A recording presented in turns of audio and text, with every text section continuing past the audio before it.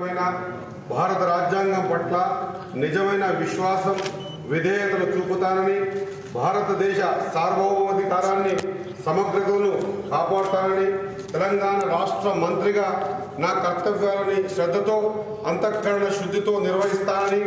భయం కానీ పక్షపాతం కానీ రాగద్వేషాలు కానీ లేకుండా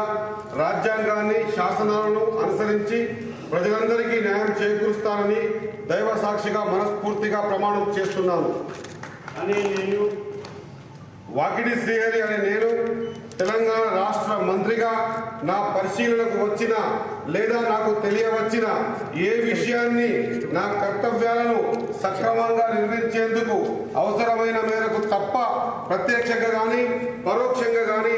ఏ వ్యక్తికి లేదా వ్యక్తులకు తెలియపరచనని లేదా వెల్లడించనని దైవ సాక్షిగా పవిత్ర హృదయంతో ప్రమాణం చేస్తున్నాను.